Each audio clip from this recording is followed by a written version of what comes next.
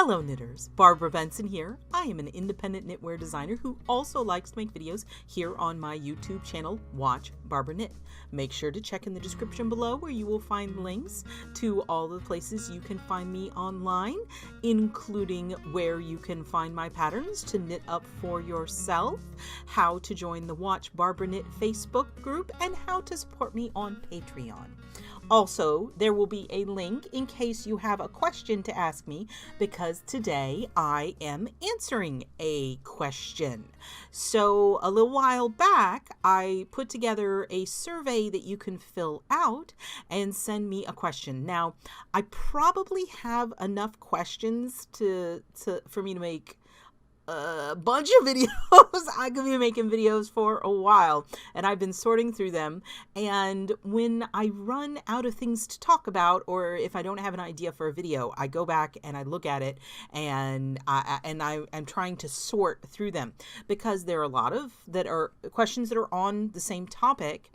And one of the topics there seems to be quite a few questions on is my design process.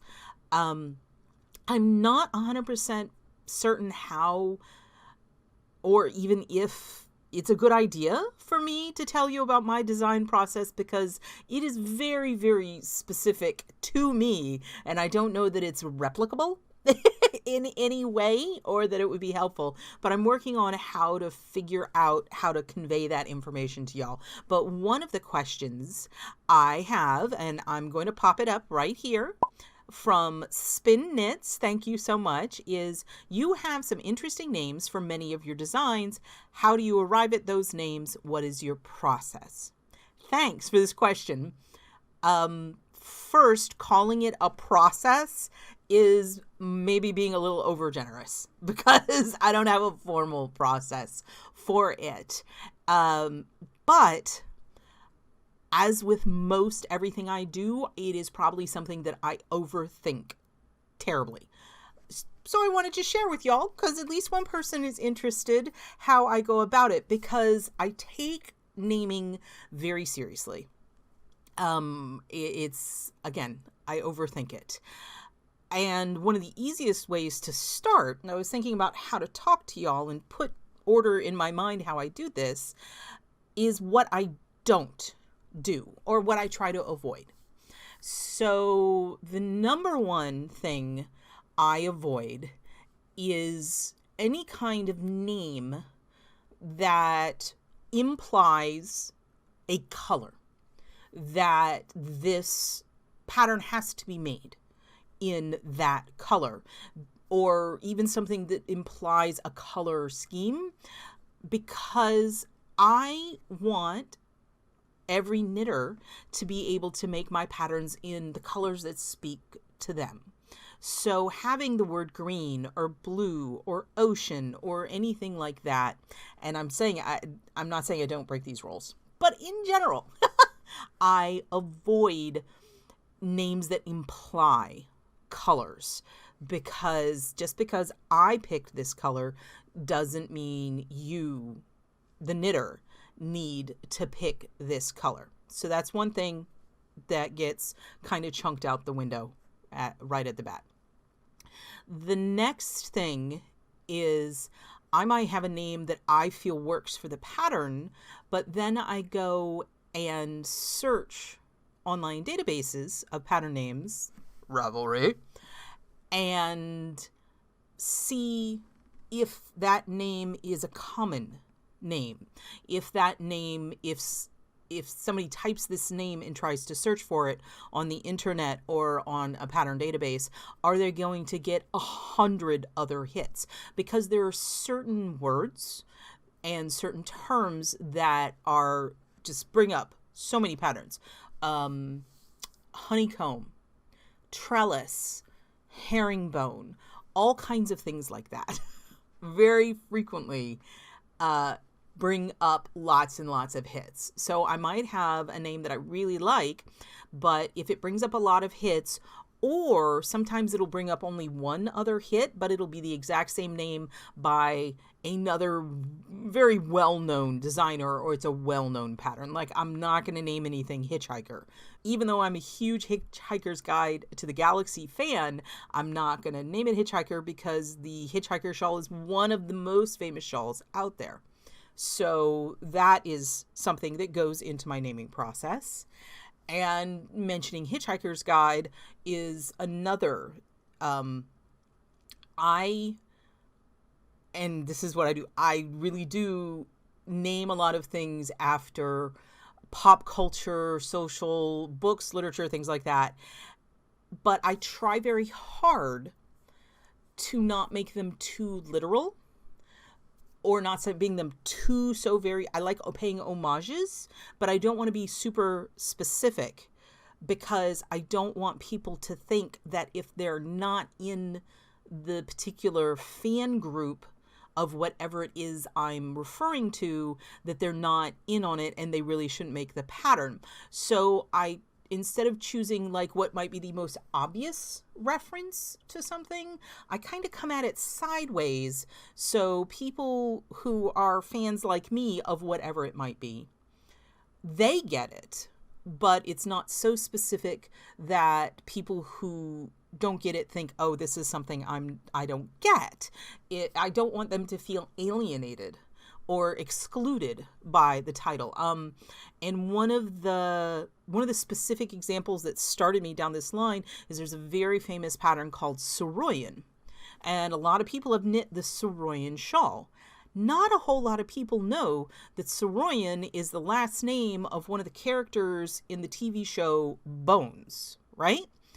So that designer paid homage to a show she liked, but without making the name so super specific that only Bones fans felt they could make the pattern. Does that make any sense? So that's kind of a framework that I build my general guidelines. I don't refer to colors. I don't make them so very specific that people feel excluded.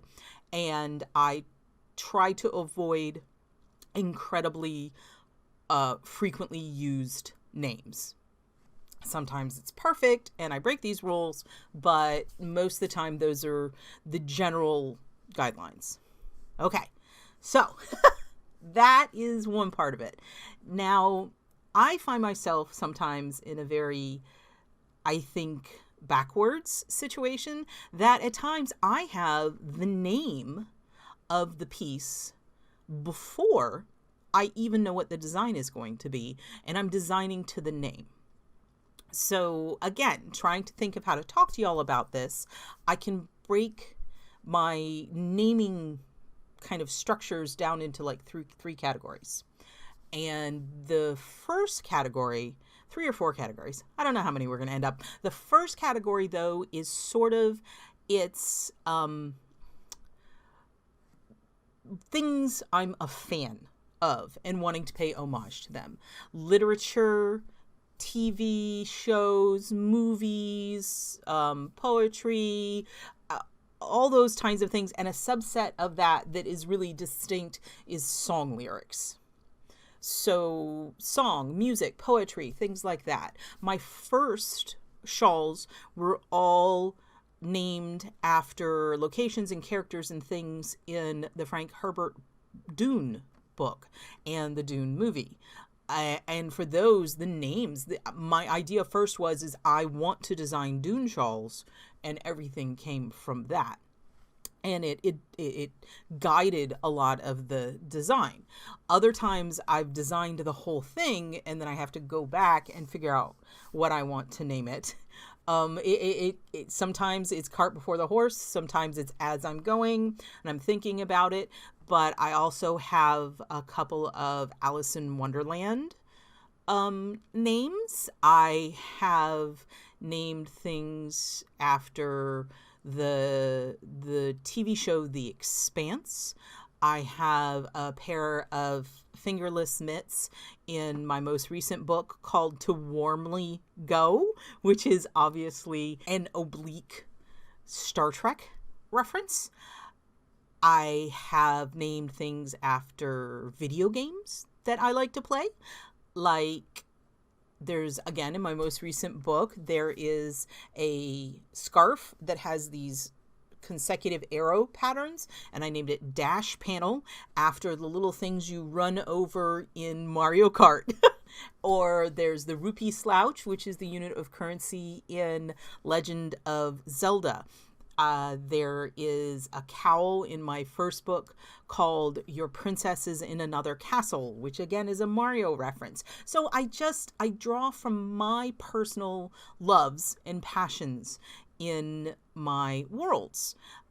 If you want to go, I'll put a link in the description below to my designer page on Ravelry, and that's the easiest way to look through them, but also you can look on my website so you can look at the names, and would love to hear how many of them y'all can get the references to and guess, or if there's one that you're like, I really don't get this one, let me know in the comments below, and I will try my best to answer them. Now, as I said, a subset of using this literary and media inspirations is music. I frequently borrow from music songs that I like, but very rarely will I actually use the title of the song. I go into the song and look at the lyrics and pull out phrases or turns of phrases and things like that that speak to me, that the words go together and sound nice or beautiful. My favorite Pink Floyd song is Learning to Fly, and I have two patterns. One is called Earthbound Misfit, and the other one is called Unheeded Warnings, and both of those come from Learning to Fly. I have and this one kind of breaks the color implication. I have a shawl that I designed that's supposed to look very, very watery, and it has like dolphin tails in it, and the name of it is There is Water at the Bottom of the Ocean, which is a Talking Heads reference. So I go in and I pull out names from things like that. They're words that sound good together. And this is where I frequently have names, like I have a Excel document where I put name ideas. And if I'm stuck on a pattern, I might go and look through there. Like, I really want to name something I Dream of Rain, which is from Sting's song Desert Rose. You know, it goes, I dream of rain, you know, that song. And I think the phrase I dream of rain is very evocative, but it hasn't told me what it wants to be yet. If it wants to be a shawl or lace or cable, I don't know what it needs to be yet. So sometimes I get stuck like that. When it comes to movies, I do movie references, and that's why I have this one behind me. And this one I decided, because it serves as a really good example of kind of coming at something obliquely. I made this men's scarf for my husband. It's an evening scarf. It's supposed to be super stylish, and I wanted it to be a James Bond reference. But I didn't want to go straight at it and call it like 007 or James Bond or anything like that. So the name of this piece is No, Mr. Bond, I Expect You to Die. Because I thought it was funny. And it definitely conveys that James Bond, but it's like what the bad guy says, and it's not exactly what the initial. It's just, a lot of times the name is just whatever makes me laugh. I amuse myself. So we've got all the pop culture, media, literature. I often mine songs. So that is one way. If none of that is speaking to me, then I frequently go to Latin names. And so I guess my three categories are like pop culture references, with my second category being separate, being music. And then the third category, it's like Latin names. Because again, it's going back to not wanting to imply something. So if it's too literal, specifically, and actually y'all hear I asked you here and on my Facebook group, there was a shawl I did, and I'll put a picture of it. And it's blue and it has the lace along the top. And when I posted it, I was like, I don't know what to name this. And everybody, because it was blue, it spoke to them as of water, of ocean immediately. And then people said that they thought that the lace across on the top looked like bubbles. And I wanted to avoid the water, like literal water references, because I didn't want people to think they could only knit the shawl in blue. And so that's when I pull up my friend, the Mr. Google. I go to the Googles and I was thinking about bubbles, and I just brainstorm and I'm like, what do bubbles make me think of? And frequently I get on this bizarro train of thought that's only functional in my brain, and my bizarro brain starts going choo choo choo, and it goes around the bend. So for some reason I'm like, I'm thinking about bubbles. What do I think about when I think about bubbles? You know what I think about? I think about that nature documentary that I watched when I was a little kid about those cool spiders who take air from the top and put it around their back part, and they make a bubble around their butt so they can dive underwater and catch bugs. Yes, that's where my brain goes. And so I looked up those types of spiders, and there's only one family of spiders that does it. And in the Latin name of it, they're called Argyroneta, which is a pretty word. Agryoneta, Argyroneta.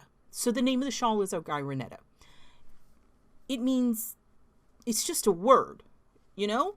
It's not anything unless you are like a serious spider entomology kind of person. No, it doesn't mean anything. It's just a word to most people, and it's the name of the shawl. So I end up in Latin land, or Latin names for things. There are times I've thought something looked like a scale pattern, but scale is very common. So I started looking and Googling for fish with scale patterns that look like that, and ended up with the Latin name for a fish because it evoked that. I have a hat named Luidia, and Luidia is the Latin name for, it has 7 points on it, is a seven-legged starfish, and they're only in this one family, and it's Luidia. So they're words, and they're real words, and they do refer to something, but they're not going to evoke anything too terribly specific in most people's minds. So yeah, that's what I do. It doesn't really make a whole lot of sense to anyone but me. So there's that. And then sometimes I just start Googling and trying to find, I end up with place names sometimes. Like in my book, I designed a waterfall vest. That's what they're called. And I just Googled for names of famous waterfalls and came up with Iguazu Falls. And it was cool. And that's a neat word. And I looked it up, and nobody else has named something that. So I just do that. Occasionally, I will go into looking at the word in a foreign language. Like my spagato mitts. They're herringbone. And let me tell you, if you type herringbone into Ravelry, you're going to get a lot of hits. Spagato is the Italian word for herringbone, or at least according to my Google searching. So they ended up being spagato. I have a hat that I thought looked like asparagus, but asparagus is not a pretty word. I Googled asparagus, found it on Wikipedia, and found that the folk name for asparagus is sparrowgrass. So that became the sparrowgrass hat. It's just, I'm kind of all over the place when it comes to naming. But I think what I hope you draw from this is a lot of thought goes into all of these names, because I want them to sound nice. I want them to be beautiful on the tongue. I want them to be pretty words, and I want them to evoke comfort and beauty, because I want that to be how people see it.